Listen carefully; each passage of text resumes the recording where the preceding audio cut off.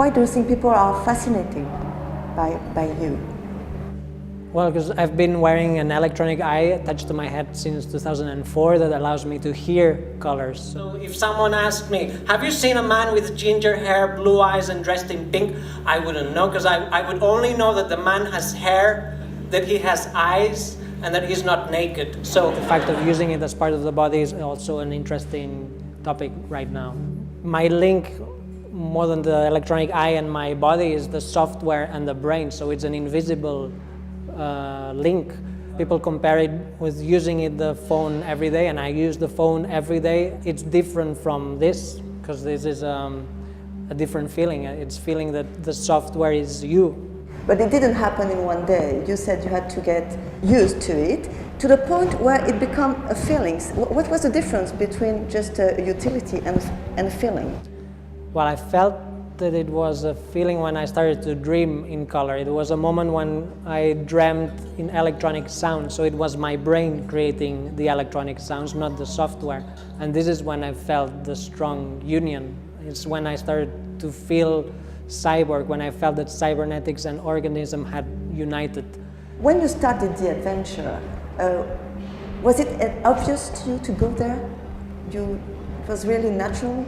My relationship with technology was zero, but this conference about cybernetics given by Adam, where he talked about extending senses, was what really interested me, because I was never interested in using technology as a tool.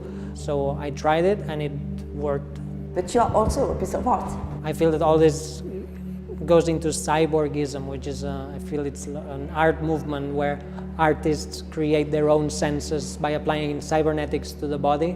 Is it important, this link between science and art? It makes things easier in a way, or better?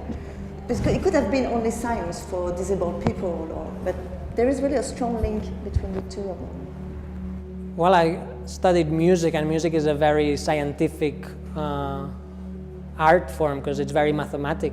Color is also it's a physical element, so it's very scientific, because many of the arts are already based on physics or mathematics. What is next?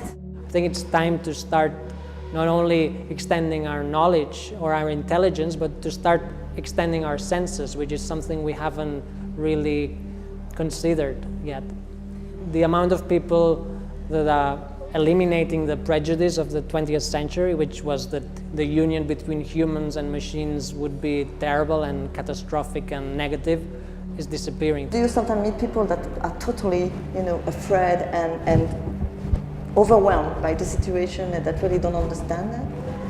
Yeah, there's many people that find it anti-natural and against nature, but I feel it's completely the opposite. I think it's some people find it's not human to do this, but it's in fact very human, because technology is a human creation. So if we apply human creations to humans, you really become more human. I think people need to relax about this subject and forget the fears of the 20th century, which are really damaging the word cyborg. Thank you very much. You're welcome.